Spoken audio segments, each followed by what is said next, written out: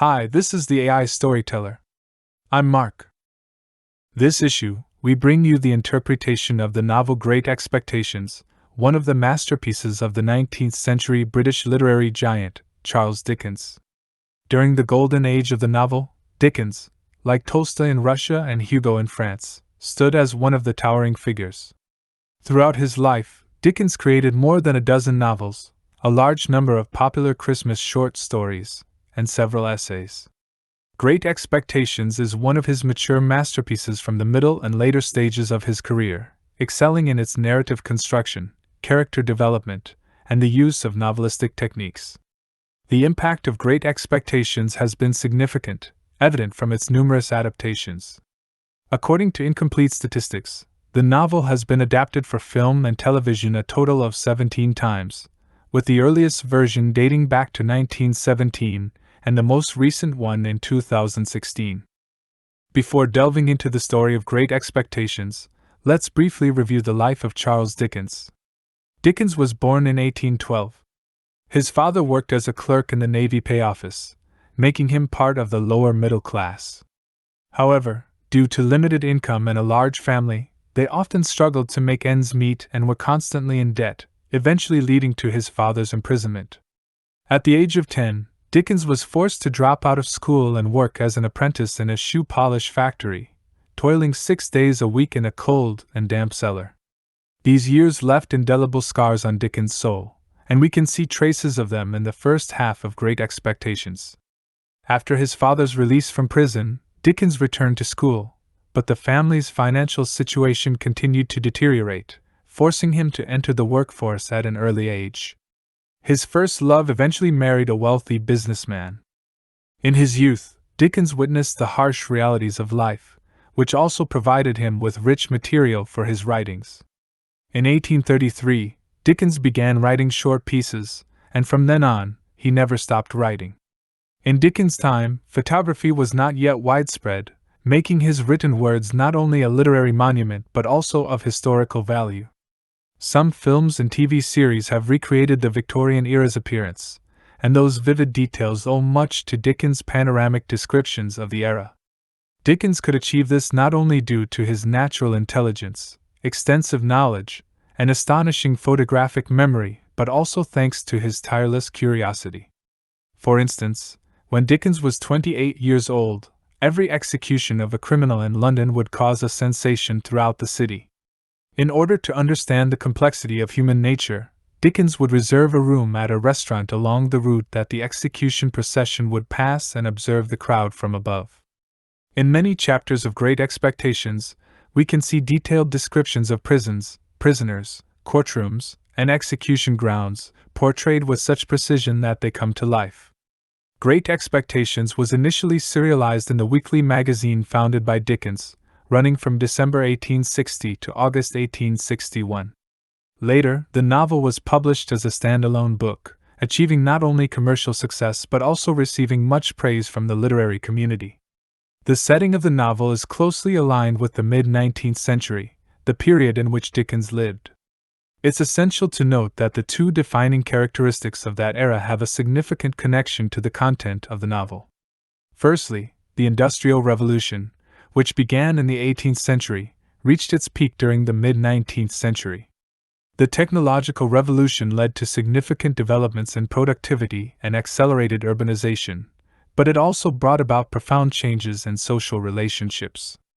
Class divisions became increasingly severe, and the living conditions of the lower classes became more and more dire, leading to a high crime rate, with London becoming a focal point for various sharp social contradictions. Secondly, during that time, the British Empire's expansion into overseas colonies greatly intensified, and large numbers of laborers were sent to India, Egypt, Australia, and New Zealand. As we recount the plot of Great Expectations, we will see how this phenomenon plays a crucial role in shaping the fate of the novel's characters. Now, let's formally enter the world of Great Expectations. The complexity of this work lies in the interplay between characters and their environment, as well as the relationships between characters. However, the story itself is presented in a straightforward and clear manner. The novel is divided into 3 parts, narrated in the first-person perspective throughout. The first-person narrator is named Pip, and the first sentence of the novel explains the origin of this name. My father's family name being Pirip, and my Christian name Philip, my infant tongue could make of both names nothing longer or more explicit than Pip. So, I called myself Pip, and came to be called Pip. In just a few words, we learn that the narrator was an impoverished orphan from early childhood, living in a rural area where education was not emphasized. As we continue reading, we quickly learn that Pip resides in Kent, a marshy region in the southeast of England, with a river winding down to the sea within 20 miles. Great Expectations exhibits typical characteristics of serialized novels of that time, with interconnected plot lines and short intervals between suspenseful moments. The first suspense that readers encounter is when the young Pip finds himself suddenly choked by a stranger who emerges from the graveyard on a cold winter evening. How will he handle the situation? Trembling with fear, Pip soon discovers that the stranger is an escaped convict. The convict threatens Pip to steal a file and some food from his home and bring them to him the next morning. Driven by both fear and inexplicable sympathy, Pip obeys the instructions, turning his home upside down in the process. The convict obtains the tools and food he requested, but he is not only being pursued by the police but also entangled with another convict seemingly holding a deep grudge against him. Shortly after, Pip witnesses the capture of the convict. Before leaving, the convict takes the blame for the stolen tools and food, absolving Pip of any suspicion. However, he also looks at Pip meaningfully, as if etching the child's appearance in his memory. Following this incident, Pip's life returns to its usual routine. His sister, burdened by the hardships of life, becomes extremely irritable and often resorts to violence towards Pip. However, her husband, Joe, is kind-hearted and frequently stands up for him. Joe runs a blacksmith shop and hopes that Pip will grow up to become his apprentice, as he never envisions a future beyond the limitations of their social class.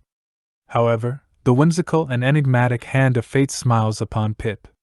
There is a wealthy local estate, and Miss Havisham, the owner, seeks a young boy from the neighborhood to keep her company. Miss Havisham's mansion is ancient and mysterious, its bricks and tiles weathered by time, with rusty iron railings on all sides. A young lady named Estella, beautiful and arrogant, opens the door for Pip. She is Miss Havisham's adopted daughter, about the same age as Pip, but she always condescendingly calls him boy. Estella leads Pip to meet Miss Havisham, presenting an eccentric scene, a lady sitting in an armchair with her arms resting on a dressing table, supporting her head with her hands. She has white hair but wears a wedding dress made of expensive fabric, which has supposed to be white, is worn and yellow now. This bride, the dress, the flowers in her hair, all are shriveled up. She appears like a living corpse, resembling a figure in an ancient tomb, with all the clocks around her stopped at 10 minutes to 9. Later, during Miss Havisham's birthday celebration, all her greedy relatives, who harbor desires for her wealth, gather in the house, feigning congratulations. Pip witnesses a more absurd sight in the living room. Just as the feast is about to begin, everything suddenly comes to a halt. A long table has an object covered in cobwebs, and mice scuttle behind the paneling. Miss Havisham informs Pip that this strange object is her wedding cake from many years ago. This is perhaps one of the most famous scenes in Dickens' novels. An aristocratic bride who stops time, wearing her wedding dress year-round, and a cake that has been preserved for decades. These visually striking elements are full of surrealism. However, Great Expectations did not become a Gothic novel, and Miss Havisham is not a witch or a ghost. As the plot unfolds, we learn that many years ago, Miss Havisham fell in love with a swindler. On the morning of her wedding day at 10 minutes to 9, she received a letter from the swindler, who ran away with her money, leaving her in shame and heartbreak. Since then, she has lived a life akin to a walking corpse. This extreme depiction may seem beyond common sense, but it aligns with the character's behavior logic and artfully blends a touch of the Gothic, providing readers with enough shock just through the power of words. The story continues. Miss Havisham has always taught Estella to be capricious towards men and to toy with them at her whim. However, after spending some time with Pip, Estella's true nature cannot help but emerge occasionally. One day, While Pip is in the garden, he encounters a young boy from Miss Havisham's distant relatives, and they get into a fight, with Pip gaining the upper hand. Observing from the sidelines, Estella quietly tells Pip, "You can kiss me if you like." Then she turns her cheek, allowing Pip to give her a kiss. The budding romance between the young boy and girl provides the only bright spot in this gloomy and terrifying mansion. However, the happiness doesn't last long. Miss Havisham soon sends Pip away and tells him not to come back. Pip cannot bear the pain of being torn away from his dreamlike life, yet he cannot find a way out of his blacksmith apprentice life either. To him, the beautiful and haughty Estella, along with the garden, represents the unreachable lifestyle of the upper class. Pip yearns for this lifestyle but cannot confide in his brother-in-law Joe. Unexpectedly, after 4 years of apprenticeship with Joe, a miracle occurs. Pip had met the lawyer Jaggers at Miss Havisham's mansion, and now Jaggers suddenly appears, announcing that a mysterious benefactor wants to sponsor Pip to go to London and live like a gentleman. This would all be arranged and supervised by Jaggers, with only 2 conditions. Pip must continue to use the name Pip for the rest of his life, and he cannot inquire about the identity of the mysterious benefactor. This good news quickly spreads throughout the village. Various speculations point to Miss Havisham, who deliberately hints to her poor relatives that she might be the generous benefactor. Pip is ecstatic and envisions his great future, speculating that Miss Havisham's arrangement is probably to marry Estella to him. With this, the first part of the novel comes to an end. In the novel's second part, the bustling and rich life of Victorian London unfolds before Pip's eyes. Jaggers becomes the central character in this part as he is a lawyer, and all the connections between the novel's characters need to be threaded through him. Therefore, all plotlines eventually converge around Jaggers.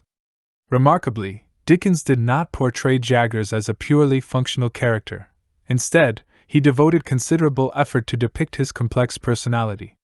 Jaggers sometimes appears loyal to his duty and motivated solely by profit, but at other times, he reveals his deep understanding of human nature. Readers gradually realize that, as long as it does not harm his personal interests, Jaggers can empathize with the hardships of the lower class. More than half of the most brilliant and memorable lines in the novel come from Jaggers. Arranged by Jaggers, Pip becomes acquainted with the only relatives of Miss Havisham who do not flatter her, the simple and kind-hearted family of Mr. Pocket. The father teaches Pip the cultural refinement expected of a gentleman, while the son, Herbert, befriends Pip and introduces him to various social circles in London. To Pip's surprise, Herbert turns out to be the boy who fought with him in Miss Havisham's garden years ago. Now, he has grown into a smart and honest young man, eager to find opportunities in the business world, such as starting a company in India, where colonial endeavors are flourishing. At Jaggers' home, Pip also encounters a housemaid named Molly. She is strong and fierce and was once accused of murder but was acquitted by Jaggers' defense, leading to her working as a maid at his house. Pip notices a resemblance between Molly's appearance and demeanor and that of Estella, which astonishes and unsettles him. Meanwhile, Estella has returned from abroad, and with her astonishing beauty and capricious, flirtatious nature, she quickly becomes the center of attention in London's social circles, attracting many suitors. As Pip, an old friend constantly worried about Estella, witnesses this scene, he experiences great torment. Gradually, he realizes that under Miss Havisham's tutelage, Estella is unable to invest in sincere love. She firmly believes that she should not give her heart in relationships, and thus remains wary of Pip, whom she has secretly liked since childhood. At the same time, Estella is growing tired of being used as a tool of revenge by Miss Havisham and seeks a way to break free from her control. She thinks that finding a wealthy man who won't make her fall in love, thus won't hurt her emotionally, would be the safest and most practical solution. Only then can she retain control over her life. Helplessly, Pip watches as Estella grows closer to a wealthy young man known as Spider, who is gloomy and violent, but he is powerless to intervene. As the second part of the novel unfolds, Pip learns to spend money extravagantly, comfortably get into debt, and live more and more like a gentleman. His distance from his hometown's blacksmith shop grows further. When his brother-in-law Joe visits him in London, despite Pip's polite treatment, Joe's appearance and behavior stand in stark contrast to the surroundings, leading to an awkward encounter. Joe's pride prevents him from imposing any further on Pip, and he hastily leaves London. Though Pip feels uneasy about this, he reluctantly admits that becoming a gentleman means drifting farther away from his past self and his humble family. However, at the end of the second part, fate plays a sinister joke on Pip. A sudden visitor named Magwitch appears on Pip's doorstep. He reveals that he is the convict Pip once rescued in the graveyard years ago, shocking Pip and shattering his dreams. It turns out that Miss Havisham was not the one who sponsored Pip. It was Magwitch all along. After being caught, Magwitch was sentenced to life exile in Australia. Australia was a newly developed colony of the British Empire where a large number of convicts were sent to build new settlements. Magwitch started as a shepherd, worked hard, and gradually accumulated a considerable fortune. His motivation was the desire to see the boy he once saved, Pip, transform into a gentleman. He wanted to witness Pip's transformation, so he returned to England from Australia. This act put him in great danger because, according to English law, returning to the country after being sentenced to life exile was a serious crime, punishable by hanging. At this point, the second part comes to an abrupt end. By this stage, Pip's great expectations have been shattered, and the novel's title itself becomes a great irony. Pip realizes that the gentlemen he idolized and aspired to become are not represented by the likes of Miss Havisham and the decaying aristocracy, but rather by convicts at the very bottom of society.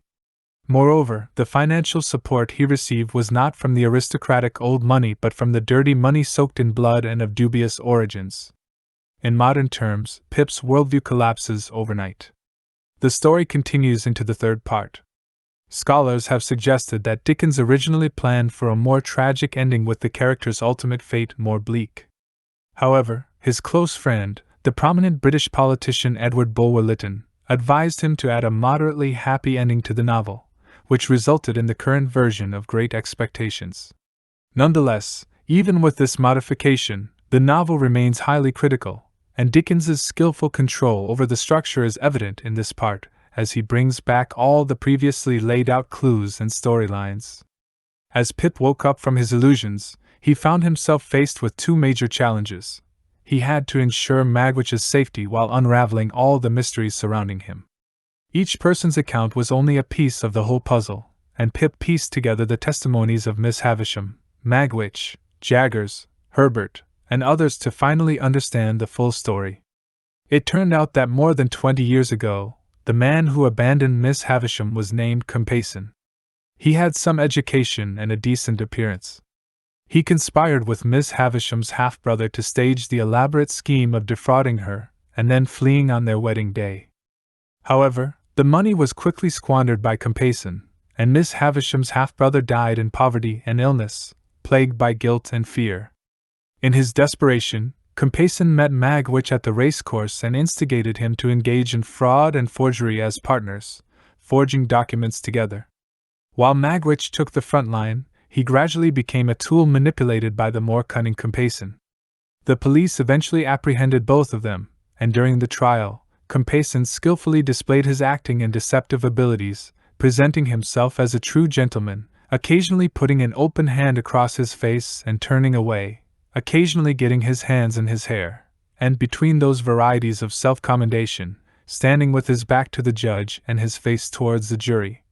And while reciting his impromptu verses, never taking his eyes off those two witnesses.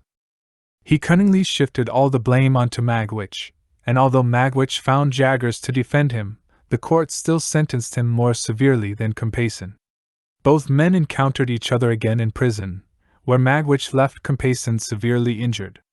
Subsequently, came Magwitch's escape and his first encounter with young Pip in the graveyard.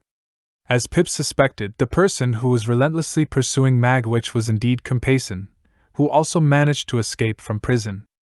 After they were both recaptured by the police, Compeyson once again used his deceit to gain a lighter sentence. Additionally, as Pip had guessed, the maid in Jaggers' house, Molly, was indeed Estella's mother. After Jaggers successfully defended Molly in a trial, he arranged for her newborn daughter to be adopted by Miss Havisham. This was because Miss Havisham had asked Jaggers to find a beautiful baby girl for her to adopt, with the intention of adopting her and then seeking revenge on all men. To Pip's surprise, the man who was once married to Molly was none other than Magwitch, who had always believed that their daughter died shortly after birth. After meeting Pip in the graveyard, Magwitch developed a strong affection for him, partly because Pip was of a similar age to the daughter he thought was deceased. With the pieces of the puzzle finally put together, Pip now faces the challenge of ensuring Magwitch's safety while trying to unravel all the remaining mysteries.